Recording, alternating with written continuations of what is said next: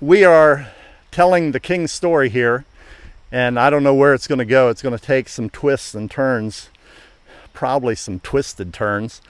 Anyway, we need you to help tell the story. I'm going to try to narrate it a little bit and facilitate it, but it's the King's story.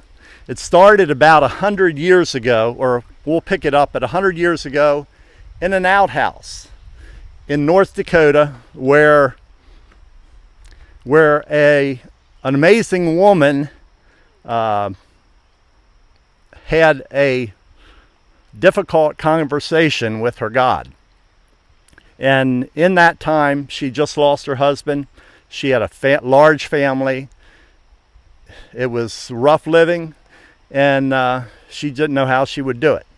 Anyway, she found strength in that outhouse with her Savior.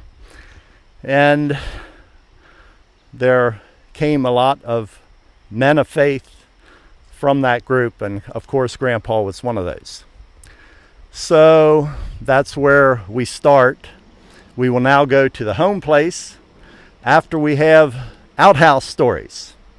Walter has one brewing. This is, I think everyone knows, this is the original outhouse Grandpa built on the home place, and it's been well used. It was used by lots of people for lots of years. And then when we finally got a bathroom in about 1969, the neighbor's outhouse was really bad shape. So we moved this to the neighbors, and they used it for many years. They just got a bathroom maybe 4 or 5 years ago. And it was used after that to store shovels and hose, and it was rotting at the bottom, sinking in the dirt. And I asked him if I could have it back, and he said, yeah. So we have it back. I have 3 great stories, but probably the one that I will tell here is that I hated to come out here by myself, so I usually would go out with Harry. And so we're sitting there, and I would tell him yarns. You know, we're poor as church mice, and we imagine so part of our pastime was imagining how wonderful it could be. So I would sit there and I'd have Harry close his eyes, and I'd say, okay, I'm going down through the hole down here, and look, down here is the greatest playground, and we're just having a great time. Bobo Rainbow lives down there, and he's showing us around. And Harry would start to peek. I said, shut! Okay, I'm back up here. You open your eyes, I'm right back here immediately. So he'd close his eyes, and I'd go back down and telling him wonderful stories and sights we're seeing there. So that's the story of Bobo Rainbow.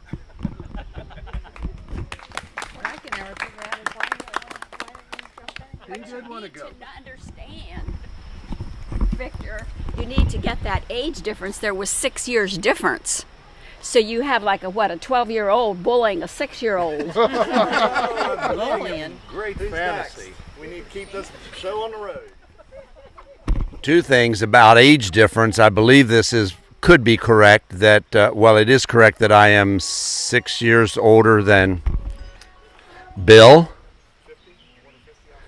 And I believe it's probably in the outhouse with the whippoorwills calling back in the deep woods behind Aunt Polly's that I said, listen to that, Billy. That bird back there is a big bad bird, but he thinks your name is Will, and he is saying, whip poor Will. And I believe that is correct, so that Bill was quite maybe 3 years old or so at the time, and I would have been 10. And I believe Bill was quite frightened to go out to the outhouse for quite some time because the whip poor Will would whip him good. The other thing to mention, as someone maybe already had said, maybe not, Ruby found this the great escape after supper to avoid washing dishes. She would sit there for as long as it took until Granny finally did the dishes. Esther's not here, so I have to tell her story. I don't remember it, but she says one of the first times she came to visit us, I locked her in there. And yes, I was made to be afraid of the outhouse, and that's why I think most of us king men, especially their women, were disgusted because it was much easier to pee beside the house than it was to go in the outhouse. And it was, you weren't home till you came home and peed around the side of the house. I tell my granddaughters this story. They want stories when Dad was a little boy. And I used to be very scared of the outhouse because on the path out to the outhouse, which was, by the way, concrete, right? It was classy. There was a maple tree, and we either had a wood pile or coal pile there. And I don't remember which of my older siblings, but many of them told me there was a monster lived behind that wood pile that liked to eat little boys. And I was terrified. So I would back up on the porch and get a running start and kick the screen door open, and my feet would hardly touch the pavement till I reached that. When I slammed that door and locked it, I was safe one more time. I'd do my duty, and then same way, stand up on that seat, pull the light, have the light switch in one hand, kick the door, and full tilt back till I got in the screen door, and I made it one more time.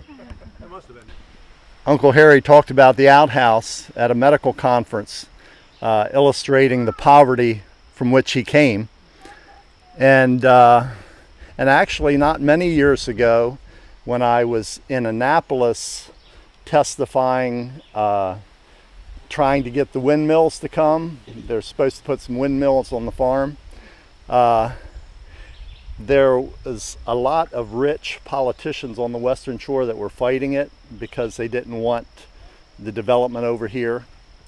And I went over there, and before the legislators, before a hearing, I gave my little how many minute spiel.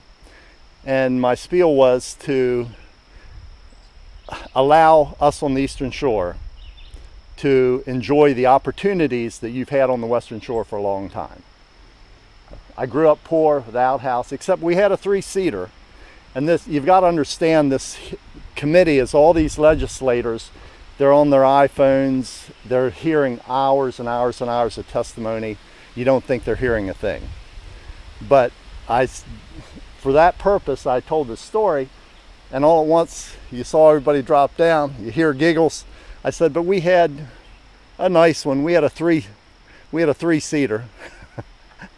Anyway, so this outhouse has been talked about in legislative halls and in medical conferences. And I remember Harry saying that he said he grew up with an outhouse, and when we finally got indoor plumbing, we gave the outhouse to the neighbor. That's how poor it was. That In our community. outhouse was recycled to our neighbors. I just have one more thing about the outhouse. I think Grandpa cooked up a lot of his sermons out here because it was the only quiet place, and he would go out there after Ruby got done, and he would be out there hours. And I think that I never saw him preparing sermon notes or anything. So I think when he was out fishing or he was in the outhouse was his quiet time. Was his study. Okay, we're at the home place, which is the only property I think that Grandpa owned while he's in Maryland. A lot of memories made here. I think he bought this 40 acres for $1,200. There was a holiness pastor who was pretty well off, knew Dad needed a place, and he helped finance it, got it for Dad. And then right after he got it, they sold off $1,100 worth of timber, right? It's all true. That preacher man would show up in his big black Buick, park out here. Dad would go out there and talk to him. I probably can't finish it. I was terribly worried because I knew he hadn't made any payments on the place. Anyway, this family kept being friends. Even now, I think Adam Stanley, that would have been Adam Stanley's great uncle or something. Anyway, they remained. Sarah Figs is a friend of. They remained friends, but it was the way that Dad, totally broke, was able to get a place, And it wasn't, I don't think it was that many years later. He bragged anyway. I think, got as much timber to pay for it. I did finally finish it. Yeah. That was a good while like Harry, right? Yes. My tensions arose as I thought about traveling to Westover, Maryland and meeting Harry's family for the first time. His descriptive words to me were, "In early spring, Westover is a barren, God-forsaken place. I live in a rundown 2-story, 3-bedroom home. The paint is peeling off the exterior of our house. Our well sometimes runs dry, and our bathroom is a 3-seater outdoor toilet." He also spoke of his bedroom upstairs with cracks to the outside, quote, "for me to see and feel the winter cold coming into my room at night." My daddy has 2 jobs, a paid job in house construction and an unpaid job pastoring the nearby Mennonite church. We are poor because he spent all that he had to care for his wife, Agnes, who died of Hodgkin's disease when I was 3 years old. "I can hardly wait to take you to the beach." He knew I had rarely been outside 20 miles of my own house. And then I just have a little story too about my fear of snakes and water. And that's kind of a more personal thing, but all the first part is absolutely true, and I'm sure that you older folks can identify with that. So we came, and after arriving, after his description, I thought he must have he was white trash. And there had to be old washing machines and old cars and little dirty children running around. That was my idea of what I was going to see. But after arriving at Harry's home and meeting his parents and 5 younger brothers and sisters, they showed me my bedroom, a room all to myself. I don't know where his sister slept that night. And I was relieved when Harry's father kindly handed me a flashlight and said, "Here, use this when you need to use the toilet." And then the following day, of course, we all gathered into this little Ford and drove 20 miles to the beach. Harry's mother never went fishing, but packed all the food for us. This was my first view of the ocean. There were no questions about mixed bathing. That was okay. But the next Sunday morning, we get up and go to church with red beet faces, but people had their coverings, their hair tucked under their coverings, and his father wore a plain coat. And Harry didn't wear his tie because his daddy told him, out of respect for his daddy, he did not wear a tie. So when we returned home, they gave me the first shower in their little outdoor, in the little room out there was an outdoor shower that wasn't heated, but we could take a shower in their little back porch. And they made me do it first. I said, "Oh, let the little children go first. No, you are a guest." So Sunday morning then, of course, back to that. Martha was in her usual cape dress. The older girls wore their hair tucked under coverings along with simple dresses. We got to church with faces red as beet, tired bones from the day before. And now we got to sing the old Mennonite songs. We had our big typical Sunday dinner, and then we left. How am I to reconcile my own personal family life with this seemingly out-of-the-box family who wore plain coats to church, went mixed bathing on Saturdays, wore cape dresses, tucked their hair under their covering, had no fear of the ocean or water, and I even overheard his father use the N-word? In this barren, forsaken country, we would ride the ocean, go motorboating, skiing, and fish. What could I make of what seems to me a lot of incongruities in this life? Harry did not fit into the box of a typical Mennonite boy. My parents would dream of me marrying someday. He was wise in the ways of the world. He understood language used by the rough and for the rough. I returned to my dorm room with a lot to think about. I loved this odd, quirky guy. And recently a friend shared with me, and I quote, "I loved Harry, warts and all, because he was genuine and authentic." That would say it best for me about Harry's family as we drove out of the lane that spring Sunday evening. So Harry's family was something to be admired. Beautiful. Thank you. Okay, this is a tree. I used to imagine I was Tarzan and I could swing all over these branches from one to the other. And Elmer and I had a disagreement. I think it probably was over me abusing Ruby's doll or hiding it or something, some disgusting doll. And and so Elmer is going to punish me. But I make it to this tree, grab the lower branch, swing up, and he comes right up after me. You're not going to get away from me. And so I climb to the tallest place up there, as tall as you could go. Elmer's coming on up, and he's going to grab me and pull me down. And I kick him in the head, and he puts his feet up there puts his hands up there. I step on his fingers. He said, "Okay, I'll get you." So he came down, went in the house, and got the rifle. And I knew he did not dare, so I just taunted him further. And then the rascal, he's pointing out, I said, "You come down, I'm going to shoot you." I said, "Go ahead." And knew he positively did not dare. But he did shoot, and yeah! In my thigh was a terrible burning. And I dropped down out there like a shot squirrel. And he thought I was fooling, but he saw I had a little hole in my pants. And so we went in. We got to do something. Dad and Mother are in town shopping. We'll be home. And so we got to get this pellet out of your. It was rat shot or bird shot in a rifle, but it was down under the skin, and so I lay on a couch in here, and he would get the needle under that thing, no anesthetic, lift it up, just about come out, and it would slip off. Did that a dozen times before we got that out, and we never told Dad or Mother, and they never learned it until I was writing this as one of my comps in English comp. And so I can't remember what kind of promises he must have given me not to tell him, but I didn't.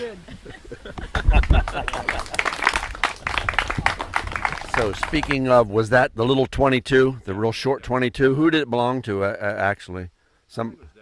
So speaking of that little short 22, it would only hold shorts if you know anything about 22s. No longs or long rifles, just shorts.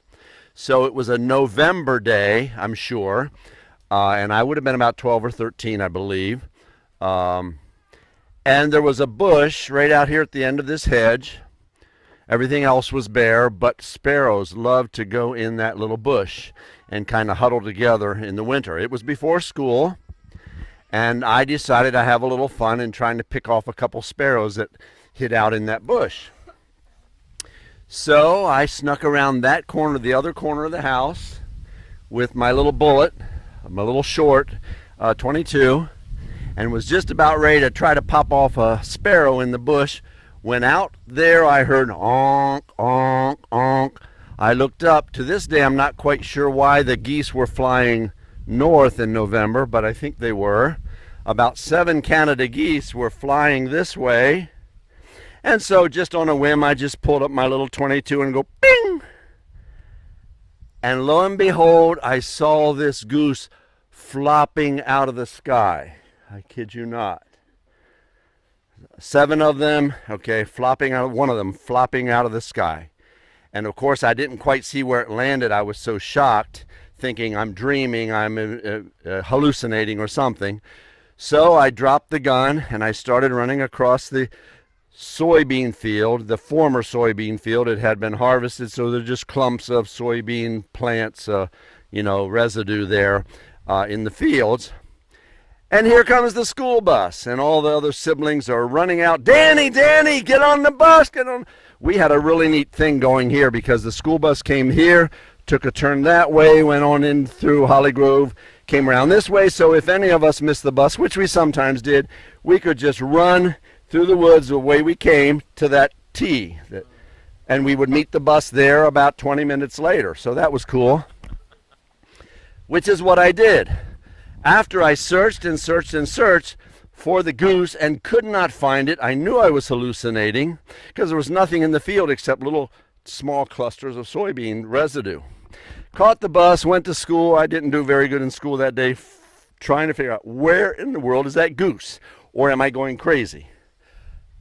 School is over, the bus comes home, I drop my books on the porch, I go looking, finally go as far as Carl Green's fence, which may not be there anymore, at the end of this cornfield, and the chicken houses was this fence with brush in it. And there in the fence at the bottom there was a goose head and neck, the wings and the legs. Obviously, the rest taken by the dogs around. But the finale that just blew my mind, supper time that evening, we gather around the table and have our prayer, and I start telling the goose story, and my father lights into me for not skipping school. Danny, I can't believe you did that. Here we could be sitting down to a goose supper, and you go off to school instead of staying until you find the goose.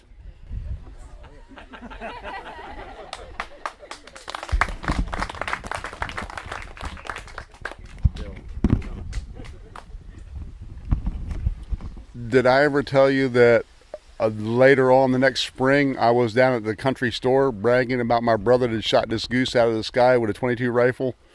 So if you were 12, I'd have been 6 or 7. And there was a game warden sitting there at the table while I was telling about my brother that shot this goose out of season with a .22 rifle.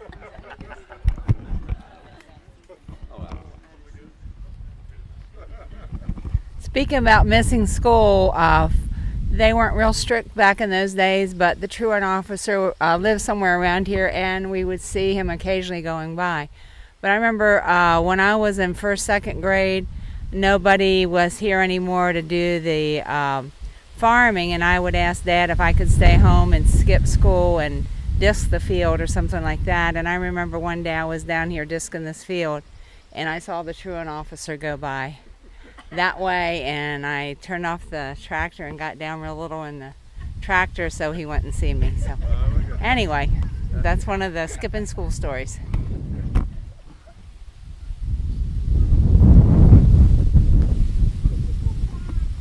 I just want to mention 2 quick things. One, because the kids may not know, but it's my understanding that Harry was born in there. Okay, yeah, in the house. So who else? Any others born in this house? I don't think. No. Dan was. You were not born in the hospital either? Born in that house, okay.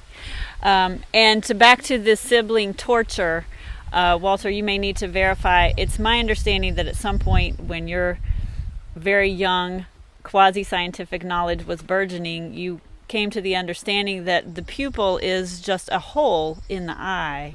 And you wanted to prove this to your little brother Harry, and so you were proving it by putting some small object, I won't say toothpick perhaps, into the hole in his eye, which was his pupil. And there was not a hole there.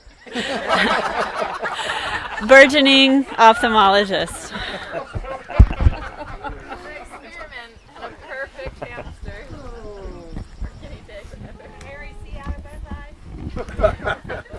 He had one that was discolored.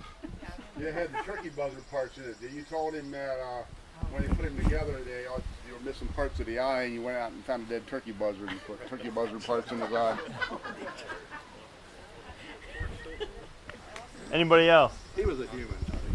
He was a human, not a human being.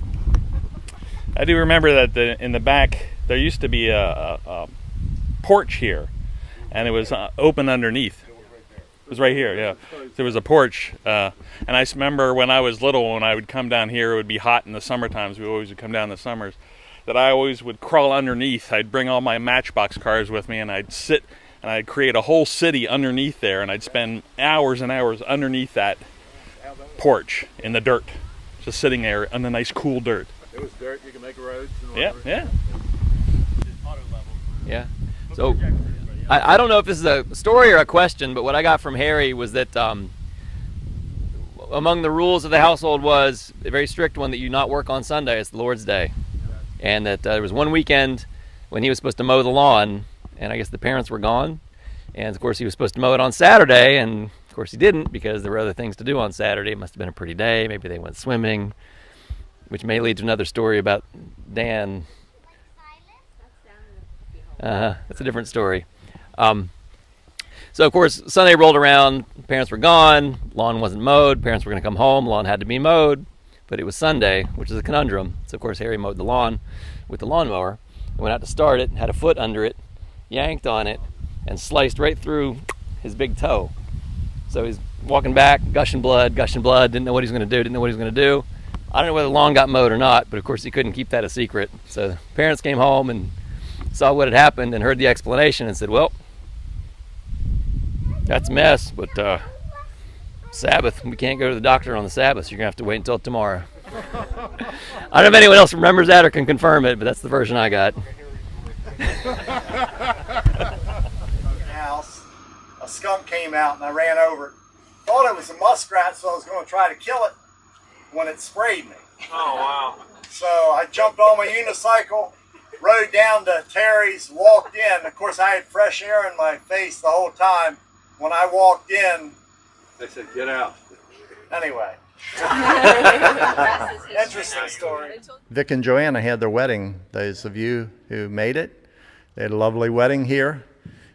It's Presbyterian because England sent Episcopal, Church of England people over here, but the colonies were developing so fast that they didn't have enough priests to send here, so they reached into the Presbyterian Church. So this is first Presbyterians to come over here as a minister. They were England's second string. Yeah, that's right.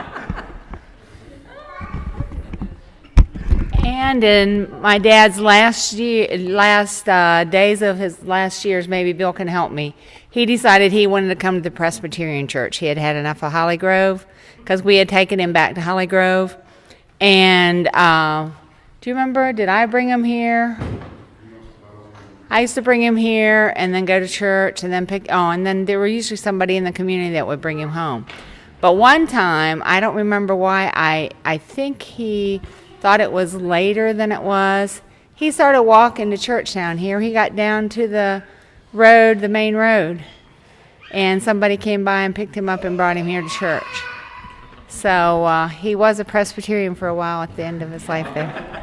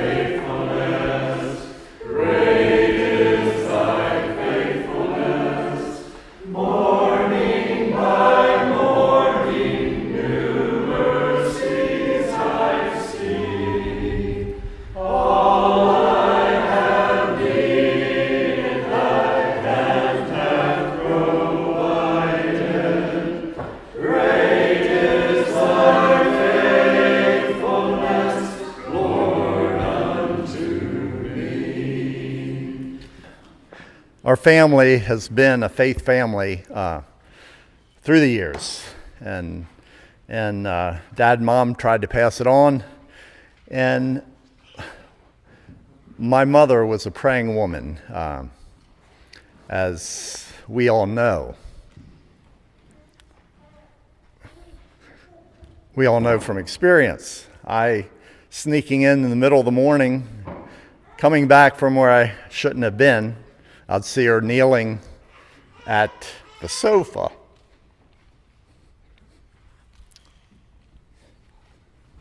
Praying for a bad boy.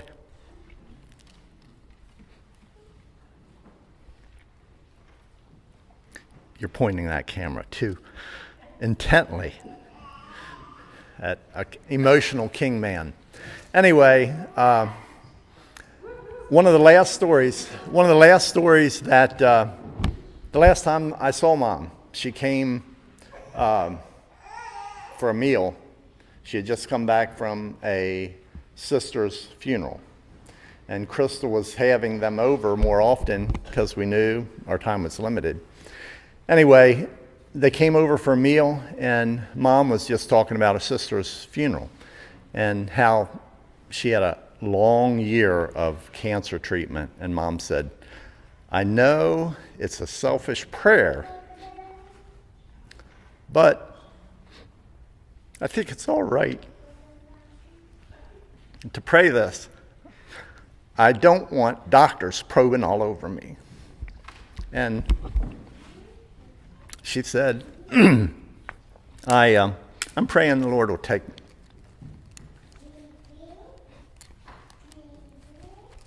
Anyway, that was the last time.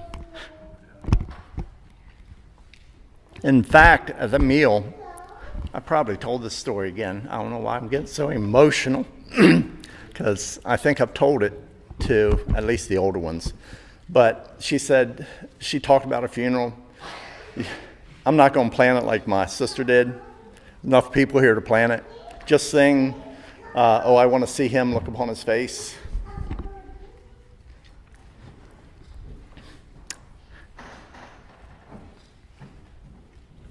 And the Lord answered that prayer. A couple days later, when she was hit by a car, killed instantly, Dad just had a scratch on his finger. Anyway, Dad didn't want an autopsy done because he knows he heard from his medical sons what autopsies did to people. So he tried to get them not to do an autopsy, but it was required because of his tragic death. And the autopsy came back saying she was full of stomach cancer. And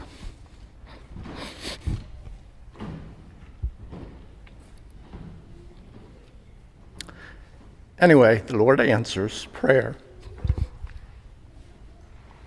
And one other thing, Granny used to say, I pray for my kids every day. Pray for my grandkids. She said, I think that my prayers go on. I'm praying for the kids that are yet to come. The great-grandkids and all those that are yet to come. So, each one of you are reciprocants, and you benefit by great Granny's prayers for each of you. And I hope you treasure that. I know most of you know that Harry died tragically also. And this is a very sad time for me in many ways, but I'm so glad everybody's here. But I want to just say, at Harry's funeral, all of you kings were there, and we sang several big hymns. And I had people afterwards in my community say that they thought we had a paid choir in the congregation. So this is telling you about your music, the music family.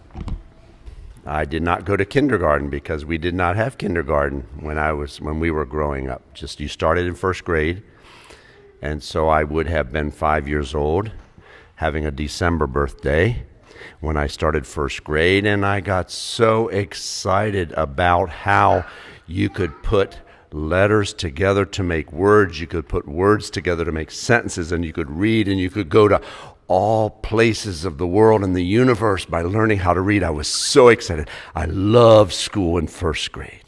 And it was that fall in November, I would assume, that we had the annual fall revival meeting. So we had a visiting preacher come in, and he was up front, and of course all the little boys were on the front row on the right, Behind them, the next row, and by the way, Uncle Harry, or Harry, my brother, sat behind me, so that if I started cutting up with my little friends my age, he would just take his thump me on the ear like that. Oh, and that's why I say my ears got so big, because he could. That's an aside. So it's revival meeting week, and the one night the preacher is really getting heavy here on Jesus could come back tonight. Are you ready? He could come back tonight. Are you ready? I started crying, sitting up there with my little friends on the front bench. Mom on the other side in the back there, of course, noticed her little boy. So we're coming home in the car or the big van, whatever it was, and Mom turns around. Danny, I noticed you crying tonight. Was there something going on you want to tell me about? Mom, I don't want Jesus to come back tonight. I want to go to school tomorrow. AJ says the only remaining building structure It's the gym. is the tall Remember that part. Quonset hut we played recess at? That metal building. Okay. I got in a fight. I got in a fight at that beside that building. Only time I went to the principal's office. Okay, we're at Doc Sarah's office. The waiting room is on the left, and then you went through that door to the torture chambers in the back. And she was our family doc, one of the first women docs that went through Johns Hopkins Medical School. The current owner attends our church and has letters, original letters of Doc Sarah's that she wrote to her father when she was choosing medicine. She knew she wouldn't have a family, he wouldn't have grandkids, but she was making this choice. She had this calling. So she was our medical doctor, rarely got paid except with sweet corn and eggs and stuff we would leave. And anyway, I have 3 horror stories here. I first chopped my foot with a machete, chopping on an apple tree, laid my foot open, they brought it down here.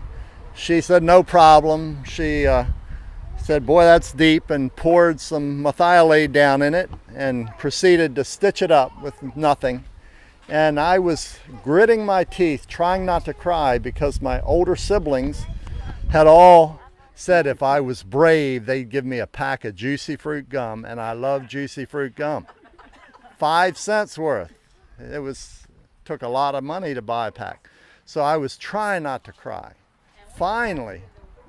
You couldn't see much though, because I remember nothing you could see through the wooden shutters on the window. You couldn't see anything, but I remember trying like crazy to see what was going on in there. Anyway, I gritted my teeth, and boy, it was all right when she put the needle through, but when she pulled that tight, it hurt so bad. I said, Daddy, can I cry? He said, yes, son, it'll help you feel better. Go ahead and cry. So that was my foot. I had ingrown toenail, kept getting worse and worse and worse. So took Doc Sarah, no problem. She cleaned it up a little bit, took a scissors and shoved it under it and clipped it, got a little plier things and twisted it out, and then poured some methylate over it. Never remember, we went somewhere after that, I think to get ice cream or something. I was sitting in that car and I could not believe how big my toe was. It felt that big and it was going boom, boom, boom, boom.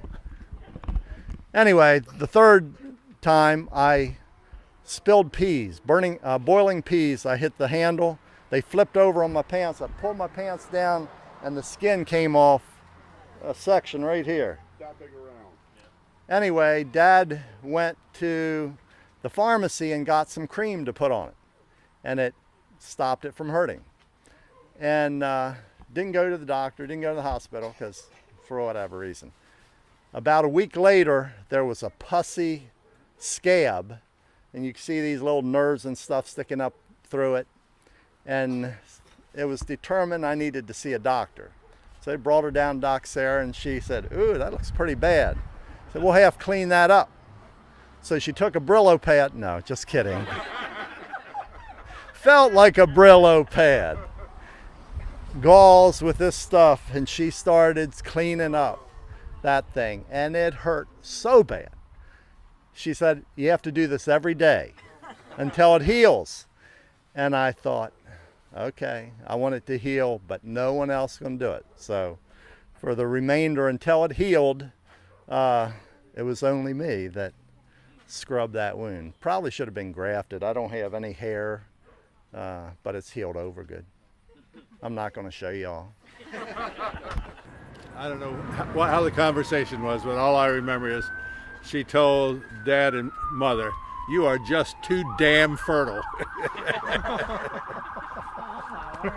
So I will show you the scar.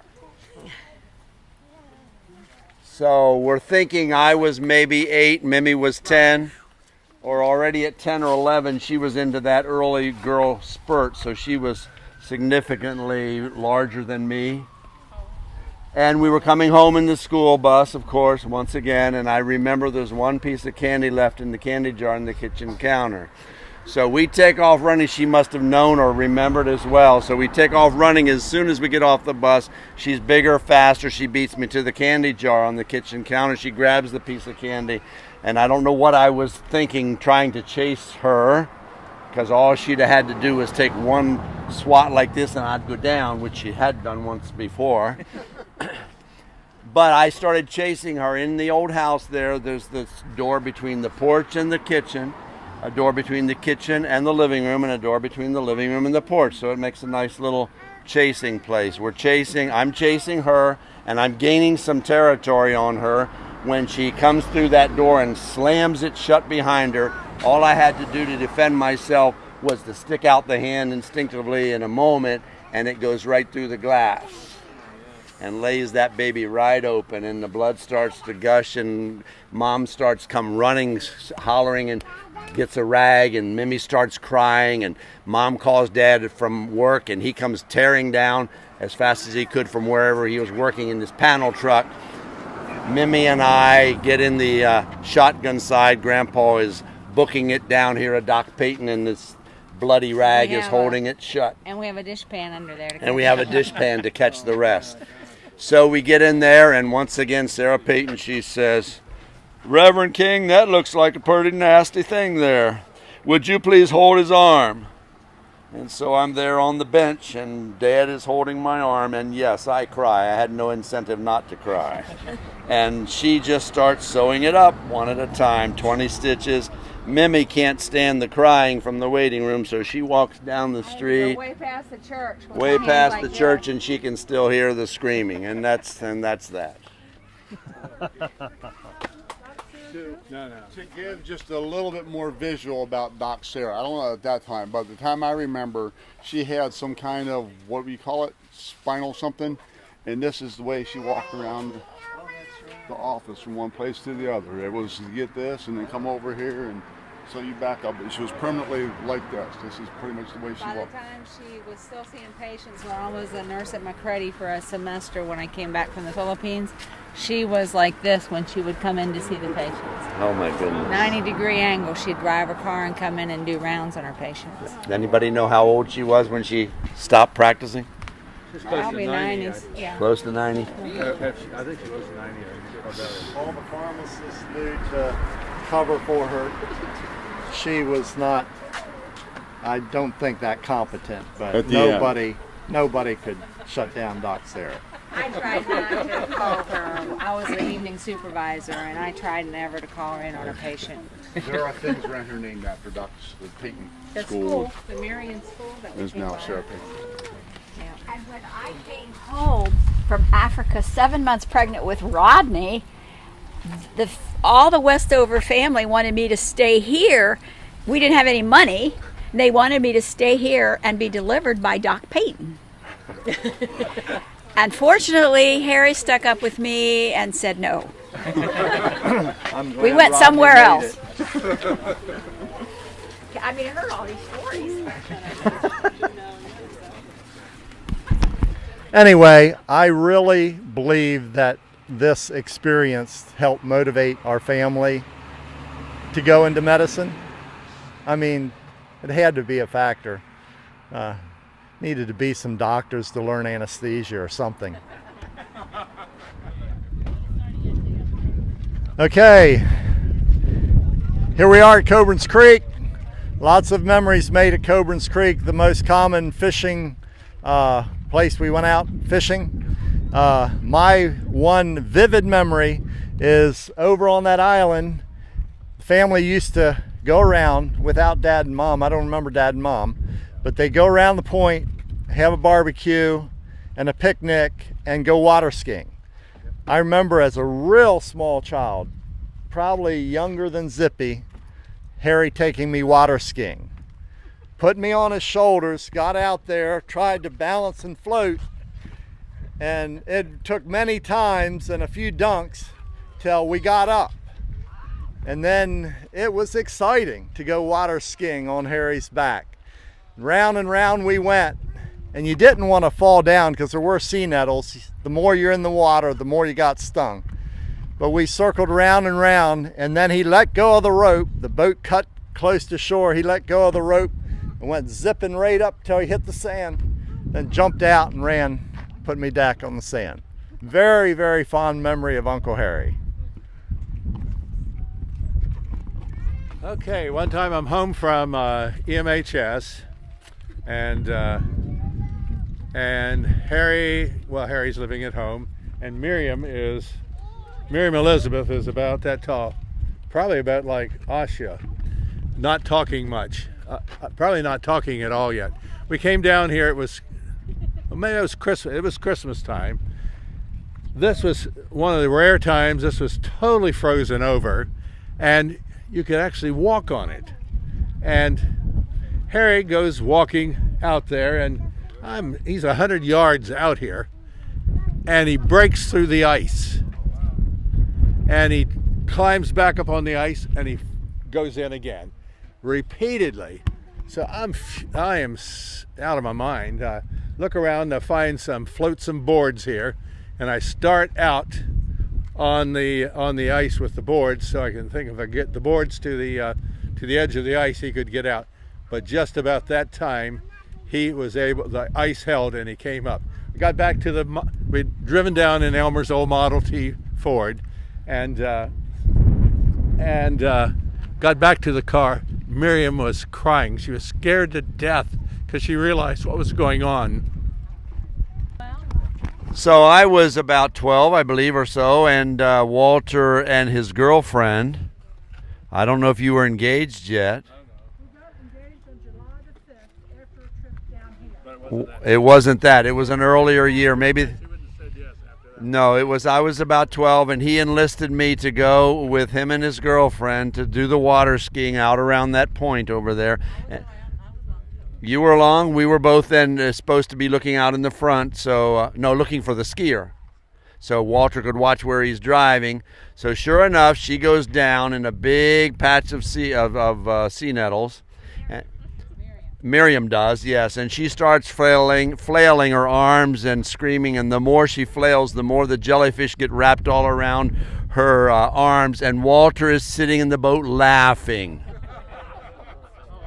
And he is laughing, and she is crying hysterically, "Mommy, Mommy, I want my mom!" And he's sitting in the boat laughing. I don't know how it ever lasted. And Miriam said, "Walter, you laugh at the saddest thing," somewhere in there when we got back and board and all that. One thing I remember is a lot of times when we came back from those water skiing trips, we were swimming pulling the boat because the motor wasn't working anymore. Does anybody else remember that? One little further detail on the Kingfisher. I got it finished just in the spring. Didn't have money enough to buy a trailer yet for it. I did buy a little 10-horse Wizard engine outboard.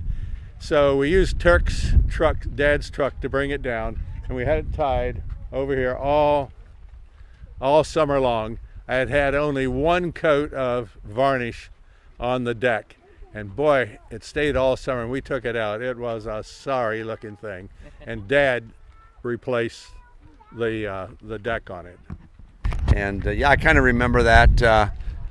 What was the quote I had after that experience? I went down and couldn't swim, and Ruby can't swim, but she came out there and went underwater, somehow walking underwater to grab me and pull me back up on the shore and kind of beat the water out of me. It seemed like 5 minutes I was under there with my eyes open looking at the fishes and not necessarily that worried, but I'm sure it wasn't 5 minutes. I thought one time you were younger than that, and we all came down on the Model T when Mom and Dad were gone, and they told us not to go swimming. Isn't that part of the story, or is that a legend? I drowned twice. Yeah, and he was little. He was only like 2. And we were down there, and we weren't supposed to be there because Mom and Dad were gone, and Dan jumped off that same place, and Ruby was there again. She can't swim, but when she needs to do something in emergency, she can do whatever she can do. And she rescued him that time too. And I don't know if we ever told Mom and Dad about that near miss. We took her to the Bay Islands in Honduras one time. We went to Utila. We went out and stayed on this beautiful island and took Ruby swimming. Well, she said she couldn't swim, but we had her at least in 15 feet of water, snorkeling all around, hollering every time she saw something beautiful. So yes, Ruby can swim. Any other stories? Who's hungry?